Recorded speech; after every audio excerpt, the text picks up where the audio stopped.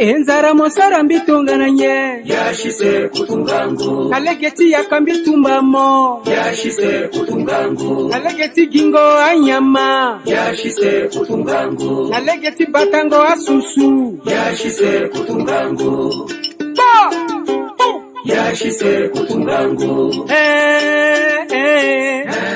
kutungangu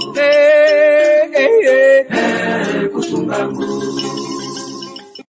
Chers téléspectateurs, merci et soyez la bienvenue dans votre émission préférée, Chambre d'Agriculture Magazine.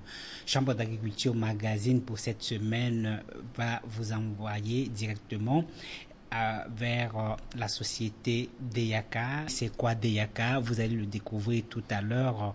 Et aussi, quelles sont les nouvelles initiatives qui sont en train de naître au sein de cette société. Vous allez aussi la découvrir dans ce numéro. Mais avant de rentrer dans le vif de notre émission, je suis Ghislain Matunda, mais je ne suis pas seul sur ce plateau. À côté, nous avons Monsieur Dogo Nende Toaden, qui est le responsable de l'entreprise DEACA. C'est lui qui nous parlera de ce que c'est que l'entreprise DEACA. Et à côté, nous avons Monsieur Makuso Wilfried, qui est le président du comité du pilotage de la société coopérative de Bégoua. C'est l'un des maraîchers. Il va nous parler aussi de comment ils accueillent les nouvelles que l'entreprise DEACA nous amène aujourd'hui. Avant de rentrer dans notre émission, nous allons demander à la régie de nous mettre un peu de musique avant de revenir.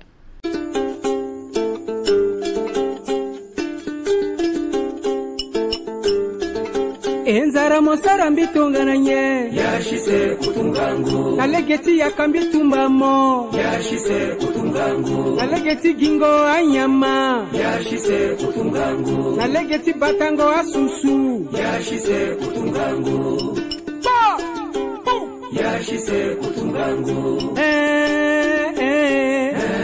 kutungangu kutungangu. Bien, chers téléspectateurs, nous sommes encore une fois de plus de retour. Vous êtes bel et bien dans l'émission Chambre d'Agriculture Magazine, comme je l'avais annoncé au départ. Aujourd'hui, nous accueillons sur le plateau le responsable de la société DEACA, en la personne de Monsieur Dogonenze Toaden. Monsieur Toaden, bonjour. Bonjour. Soyez la bienvenue dans l'émission Chambre d'Agriculture Magazine. Merci beaucoup. Est-ce que vous êtes content d'être sur le plateau aujourd'hui avec nous? Oui, bonjour Ghislain, merci. Évidemment, c'est toujours une belle opportunité que d'être face aux médias afin de communiquer sur les actions que nous menons dans notre activité qui est l'agriculture et qui n'est pas justement assez valorisée. C'est à nous de vous remercier. DEACA était déjà sur le plateau de la télé Centrafrique, précisément dans la société, dans l'émission Chambre d'Agriculture Magazine une fois, mais encore les gens continuent toujours à s'interroger. Est-ce que vous pouvez déjà nous dire c'est quoi l'entreprise DEACA? Donc l'entreprise DEACA est une entreprise agricole principalement, qui est installée dans le site de production se trouve au village Sabongo, le village Adekaf à 20 km de Bangui. Et nous avons nos bureaux qui sont situés dans le quartier Lakwanga, près de Siot, dans la concession des Poumaillés. Donc DEACA, en termes de production, on est à peu près sur 20 hectares. On n'exploite pas encore ces 20 hectares. On fait de la production maraîchère, de la production vivrière. Et depuis le début de cette année, on a démarré avec l'élevage. Quels sont les buts et les objectifs poursuivis aujourd'hui par l'entreprise DEACA? Alors, les buts n'ont pas changé, c'est toujours de fournir des aliments à nos consommateurs, des aliments de qualité et des aliments accessibles, c'est-à-dire à bon prix. Aujourd'hui, DEACA, c'est, comment dire, à d'autres objectifs qui sont notamment, par exemple, la fourniture de semences maraîchères. La fourniture des semences maraîchères données à manger aux populations centrafricaines fait partie des objectifs poursuivis aujourd'hui par l'entreprise DEACA. Quand nous avons visité DEACA l'année dernière, aujourd'hui, y a-t-il vraiment des innovations au sein de l'entreprise DEACA? Oui, il y a quelques innovations. Nous avons en fin 2019 décidé de mécaniser nos travaux à DEACA afin de produire sur de plus grandes surfaces. Donc nous avons acquis du matériel agricole qui se trouve encore à l'extérieur du pays, et dans ce cadre nous avons demandé au comité interministériel chargé des exonérations de nous délivrer une exonération afin de faire venir ce matériel agricole. Malheureusement, ce comité nous a opposé un refus verbal et on n'a toujours pas une réponse écrite. Donc on ne sait pas pourquoi, et malheureusement c'est difficile de trouver une solution. Alors, ce qui fait que DEACA a été freiné dans son élan, ça nous a empêché de développer les cultures maraîchères qu'on avait envisagées. Et donc, du coup, pour ne pas rester inactif, nous avons accéléré un programme qu'on avait déjà, c'était la mise en place de l'élevage. Donc, depuis le début de l'année, on développe l'élevage, notamment les poulets de race locale, des pintades, ainsi que quelques ovins caprins et des porcs. En matière d'innovation, par exemple, nous avons fait venir 2 petites couveuses. Donc nous expérimentons le travail avec ces couveuses afin donc d'accélérer la multiplication des oiseaux. Ce sont 2 petites couveuses que nous avons installées ici dans nos bureaux près du quartier, au quartier La Kwanga, pour la simple raison que ces couveuses ont besoin de fonctionner 24 heures sur 24, d'où il faut de l'électricité en permanence. Et donc dans ce cas, on a dû équiper le bureau de convertisseurs avec de grosses batteries afin que ces couveuses ne soient jamais en manque d'électricité et assurer le processus d'incubation des œufs de manière tout à fait normale. En ce qui concerne le problème d'exonération, en passant, je vous encourage de relancer encore le dossier parce que le gouvernement actuel est très actif et très sensible par rapport à tout ce qui sont les questions liées aux importations du matériel agricole. Donc vraiment, je vous encourage de relancer le dossier. Je crois bien que ça pourra marcher. Ça, c'est juste une parenthèse que j'ouvre. Donc, je vous encourage de relancer le dossier. Mais aujourd'hui, DEACA ne reste pas seulement à ce niveau. On vient de faire une découverte juste après un atelier que la Chambre d'agriculture a organisé. Nous avons découvert que DEACA est aujourd'hui dans l'importation des semences agricoles. Vous avez exposé tout à l'heure, comme les gens sont en train de le constater derrière moi, les semences en provenance de la société technicienne. Parlez-nous un peu de ce que c'est que la société technicienne. Pourquoi aujourd'hui vous êtes avec la société technicienne? Oui, effectivement, en tant que producteur maraîcher, j'ai été aussi confronté à cette problématique d'approvisionnement en semences. Pas que des semences, mais surtout des semences de bonne qualité. Et donc, je me suis dit, si je suis confronté à ces difficultés, c'est que mes autres collègues maraîchers doivent être dans les mêmes problématiques. Et donc, c'est comme ça que j'ai initié de voir quelle société semencière pourrait nous fournir des semences de bonne qualité. Donc, mes recherches m'ont conduit vers la société Technisem, puisque historiquement déjà j'utilisais les semences de cette société. Et donc nous avons réussi à mettre en place un partenariat pour permettre à DEACA d'importer des semences et de les distribuer sur tout le territoire centrafricain. Donc nous avons fait une première expérience où effectivement nous avons fait venir des semences que nous avons distribuées. Le retour a été tout à fait positif des différents maraîchers et donc on est dans une dynamique de diffuser le plus largement possible les semences de la société Technisem auprès des différents maraîchers. Donc c'est dans ce cadre que la Chambre d'agriculture m'a invité aujourd'hui à échanger et à présenter ces produits auprès de 2 sociétés coopératives maraîchères qui se mettent en place. Donc, voilà un peu pour la partie importation et distribution de semences. Aujourd'hui, je pense que le problème des semences fait partie des problèmes numéro 1 relevés par les maraîchers dans plusieurs enquêtes que la Chambre d'agriculture a eu à réaliser et à mettre prise dans l'année passée, même cette année. Est-ce que vous pensez vraiment que importer les produits de Technisem aujourd'hui serait déjà une solution pour les maraîchers en République centrafricaine? Et croyez-vous vraiment que ces semences-là vont être là en permanence pour servir à tous les maraîchers qui se trouvent dans Bangui et le pays en général pour qu'ils puissent avoir leur approvisionnement auprès de DAK? Oui, la production semencière est une production très technique. On ne s'improvise pas semencier. Donc c'est pour cela que on préfère utiliser des produits qui viennent de sociétés spécialisées. Ça nous permet d'avoir de la garantie sur la qualité de ces semences en termes, par exemple, de taux de germination, en termes de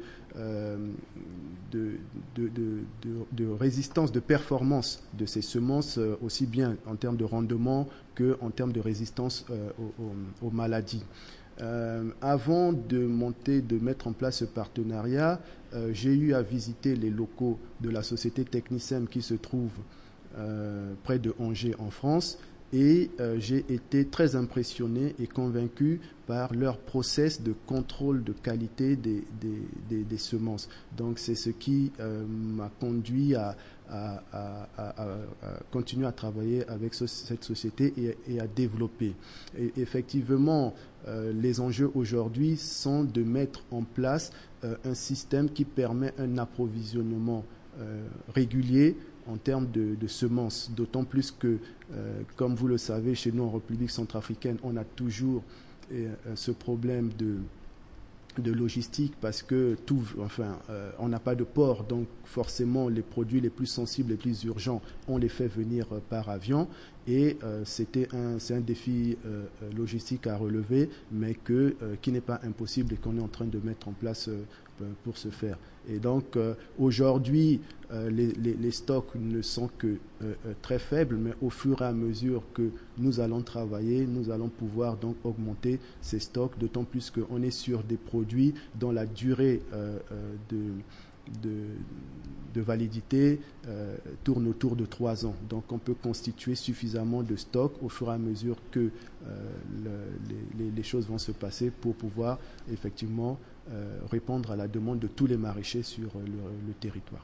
Mais pensez-vous aujourd'hui que dans les procédures d'importation, est-ce que vous relevez quelques difficultés par rapport aux lois qui étaient votées, par exemple, pour avoir de l'exonération sur les produits importés, les produits agricoles importés? Parce que déjà, je vous ai écouté au début, vous êtes en train de vous plaindre que vous avez eu des difficultés pour amener quelques matériels. Est-ce que par rapport à ces semences, vous avez aussi des difficultés ou bien vous avez la facilité d'importation? Parce que quand il n'y a pas la facilité, ça risque de jouer sur le coût de ces produits.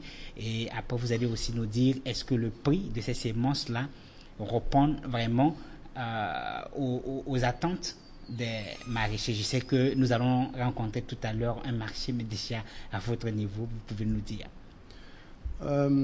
Sans en arriver au niveau des exonérations, ce qui est bien, c'est que la loi prévoit effectivement directement des facilités au niveau de l'importation de ces intrants, notamment les semences. Donc nous avons un taux de douane qui est faible sur les semences, et nous avons aussi l'exonération, ça c'est mentionné directement dans la loi, de la TVA sur ces semences. Donc ça permet déjà de ne pas avoir beaucoup de frais sur le dédouanement. Ça c'est un aspect positif. L'autre aspect c'est le transport. Malheureusement le transport c'est assuré par des compagnies aériennes qui sont des sociétés privées, et pour l'instant effectivement le coût de ce fret reste élevé, mais à mesure que nous allons travailler et peut-être augmenter le volume de nos transactions, nous allons effectivement pouvoir négocier ces coûts de fret afin de toujours tirer les prix des semences vers le bas. La société DEAK, dans sa dynamique de d'abord fournir des semences accessibles, réalise finalement très très peu de marge dessus. On travaille sur des volumes et ça nous permet de proposer des tarifs qui sont assez compétitifs d'après les retours que j'ai déjà eus avec certains maraîchers. Mais bon, malheureusement, si effectivement le gouvernement pouvait nous accorder une exonération totale sur les frais d'importation, la douane à l'importation des semences, évidemment, ça ne peut que concourir à avoir des prix encore plus bas. Compte tenu du précédent sur l'exonération sur le matériel agricole qu'on n'a toujours pas, je ne sais pas si une deuxième demande d'exonération peut aboutir. Tout est-il que je vais suivre vos conseils, essayer de relancer le dossier. Si parmi ceux qui nous suivent, il y a des gens qui peut-être savent comment ça se passe, nous sommes preneurs des différentes informations afin de faire aboutir ces demandes d'exonération. Ok, merci beaucoup, Monsieur Twaden Dogenendi. Je vais repartir vers la régie juste pour nous donner une petite pause musicale, le temps de retourner et retrouver notre ami maraîcher qui est avec nous sur le plateau pour qu'il puisse nous dire comment ils accueillent cette nouvelle.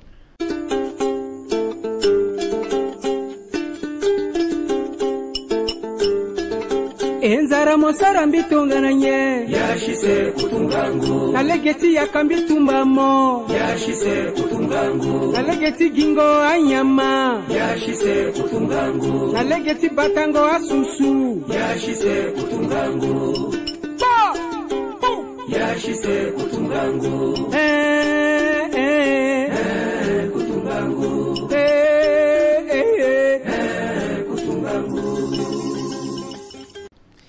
Eh bien voilà, vous êtes toujours dans l'émission Chambre d'agriculture magazine.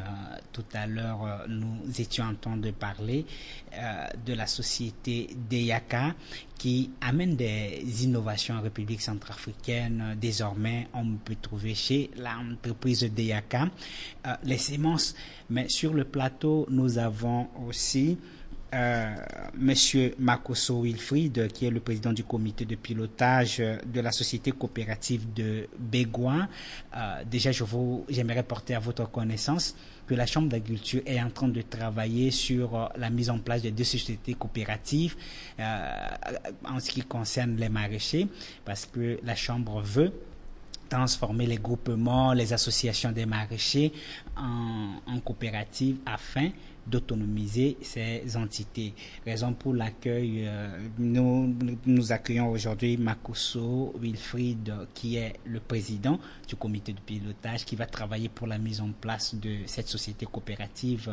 Monsieur Wilfried Makosso, bonjour. Bonjour, Monsieur Ghislain. Je vous souhaite déjà la bienvenue dans l'émission Chambre d'agriculture magazine. Merci beaucoup et je vous remercie d'avoir m'accueilli sur ce plateau. Aujourd'hui, dites-nous comment vous accueillez aujourd'hui la nouvelle de Technisem.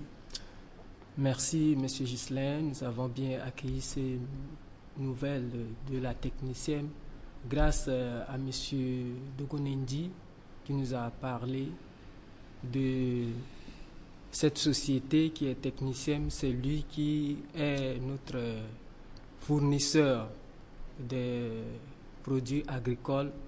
C'est grâce à lui qu'on va travailler durant notre période dès que notre société va voir le jour, on travaillera avec M. Dogonendi, qui est le représentant d'une firme technicienne. Mais pensez-vous déjà que l'arrivée de la société technicienne par le biais de l'entreprise DEAK sera l'un des moyens pour résoudre vos problèmes? Oui, puisque c'était notre préoccupation. Dès le début, nous avons le problème des semences.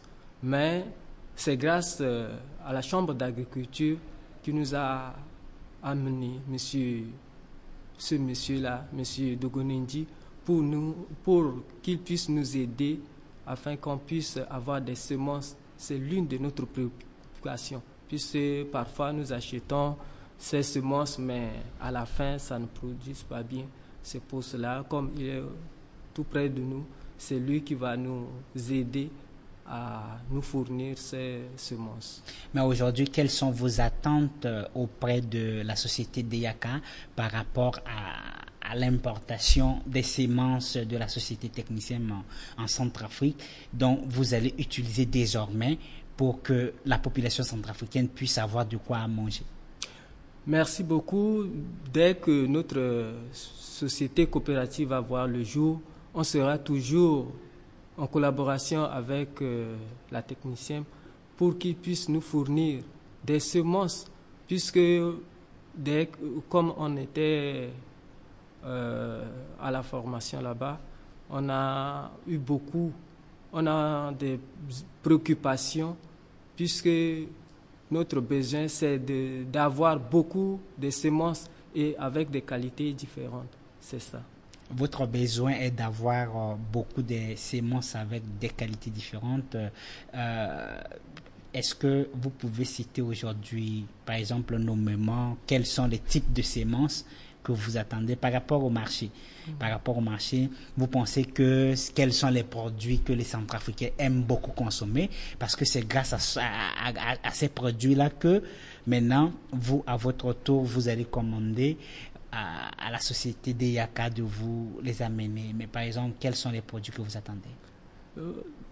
Présentement, comme on était ensemble, on a besoin des haricots, des tomates, des aubergines, des tomates et des laitues aussi.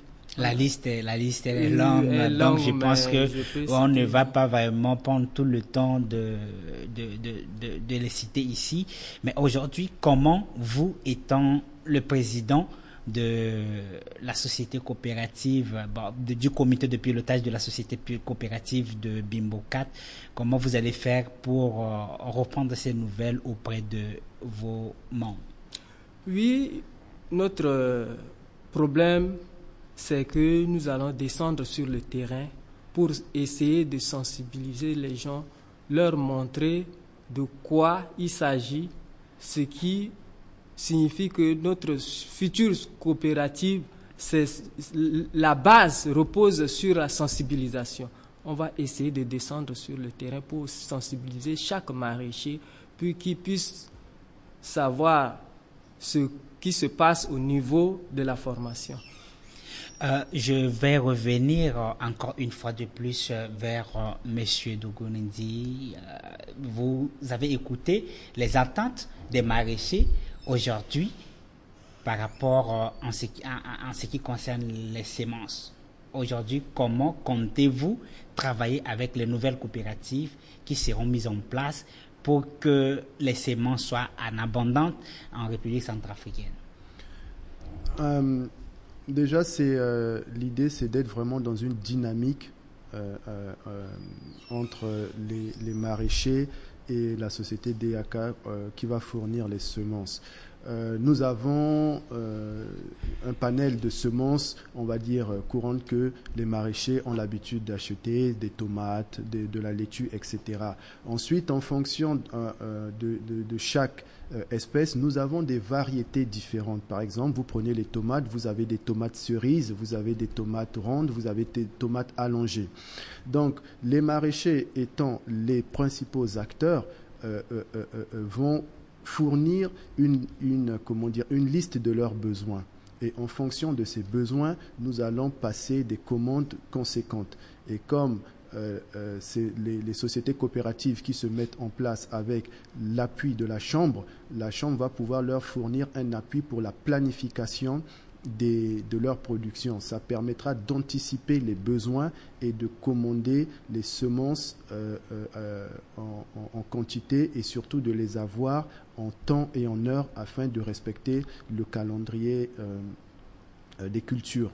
Et dans un second temps, ces maraîchers pourront avoir des demandes spécifiques sur des cultivars ou d'autres espèces à expérimenter ici chez nous, et la société DEAK verra comment mettre à disposition des maraîchers des échantillons afin de tester ces nouvelles spéculations avant de passer à des productions de masse.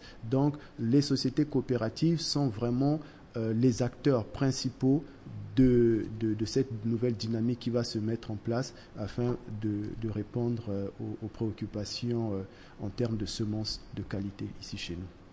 Ok, merci beaucoup Monsieur Dogonendi. Nous sommes en train de vouloir clôturer déjà notre émission, mais dites-nous, aujourd'hui, est-ce que vous avez quelques difficultés dans l'exercice de vos fonctions au niveau de l'autre là, en ce qui concerne l'entreprise en question?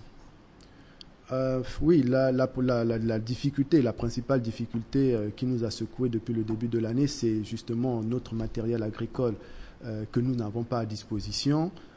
Donc ça nous a un peu déstabilisé dans notre programme de travail. Évidemment, on ne peut pas oublier cette pandémie qui a fait que tout a pris du retard et que finalement on n'est même pas encore visiblement sorti de l'auberge. Ce sont principalement ces difficultés qui sont liées, on va dire, de manière générale à l'entreprise agricole DEAK. Et après, ce sont toutes les autres petites difficultés au quotidien que chacun de nous, en tant que producteur, peut rencontrer, notamment le problème de ces routes qui sont tellement dégradées qu'on a du mal à se rendre sur nos exploitations. On a beaucoup de réparations. Dès qu'on a une moto, les routes nous cassent les motos. Et derrière ça, quand on a des produits, les évacuer vers les zones de marché, c'est aussi problématique. Nous avons toujours ces difficultés à traverser les barrières du PK9 ou du PK12 parce qu'on nous impose des taxes qu'on ne sait pas d'où ça sort, pourtant on paye des impôts. Quand on a des feux de brousse, personne n'est là pour nous assister. On a perdu un champ d'ananas à cause des feux de brousse. Voilà, ce sont toutes ces difficultés récurrentes dont on parle chaque année, mais malheureusement, on n'a toujours pas de solution. Mais à votre niveau, comment comptez-vous relever le défi? Écoutez, c'est pour cela que je disais au début qu'on a choisi d'aller vers la mécanisation de nos activités pour prévenir aussi que possible les feux de brousse et travailler davantage sur de grandes surfaces. On fait un travail de lobbying auprès que ce soit de la Chambre d'agriculture ou des cadres du ministère de l'Agriculture afin qu'on soit un peu plus écouté, suivi dans nos travaux, qu'on ne soit pas considéré comme des personnes qui n'ont rien à faire et puis qui se retrouvent dans leur champ à faire quelques travaux. On a une véritable activité économique, on contribue au PIB du pays, donc on attend que le gouvernement fasse un peu plus attention aux agriculteurs de manière générale. Et quand je dis agriculteurs, c'est aussi bien éleveurs, agriculteurs, maraîchers, Tout ça, c'est englobé dans l'agriculture. Donc, voilà un peu ce que je peux dire en termes de difficultés que nous pouvons rencontrer. Aujourd'hui, il y a des particuliers qui sont en train de nous suivre. Par exemple, si quelqu'un veut avoir quelques semences, comment il va faire? Et quelles sont les procédures de livraison de ces semences? Alors, pour les particuliers, la meilleure chose, c'est de se rendre donc dans nos bureaux qui se situent au quartier La Kwanga, dans la concession des Poumayé. Là, il y a des semences qui sont en vente libre et donc ils pourront les acheter. Le téléphone, ils peuvent joindre sur le 75 46 46 75 ou alors l'adresse mail c'est d.yaka.cf@gmail.com. Voilà, on répond toujours lorsqu'on reçoit des demandes. Ok, pour en finir, nous allons revenir vers Wilfried. Est-ce que vous avez un message à lancer à l'endroit de tous ceux qui vous suivent en ce moment avant qu'on puisse se séparer? Oui, notre message, premièrement, va vers les maraîchers. Il s'agit qu'ils puissent se préparer, les maraîchers de PK4, de PK9, les maraîchers de PK20, PK26 sur route de Damara jusqu'au PK27, puisqu'on sera parmi eux pour leur parler de l'entreprise technicienne qui est prête pour nous aider dans tout ce qu'on va faire. Et aussi à l'endroit de la population de Bangui en général, c'est que d'ici peu, on sera prêt pour leur fournir de quoi il s'agit principalement de quoi manger, puisque en ce moment, on est en train de se préparer pour la création de notre future société coopérative. Dès qu'on sera ensemble, dès qu'on va se réunir, les associations et les groupements, on va travailler de mieux pour avoir de quoi nourrir la population de Bangui. On va travailler de mieux pour avoir de quoi nourrir la population centrafricaine. Merci Wilfried. Chers téléspectateurs, c'est sur les mots de Wilfried Makosso que prend fin notre émission de ce jour. À la présentation, je suis Ghislain Armand-Toundam. Sur le plateau, j'étais avec Monsieur Dogo Nendie Toaden, qui est le responsable de l'entreprise DYAKA, et Monsieur Makosso Wilfried, qui est le président du comité de pilotage de la société coopérative qui est en cours de se naître à Bimbo 4. Merci à vous pour votre fidélité. Nous allons nous retrouver la semaine prochaine. Je vous embrasse. Au revoir.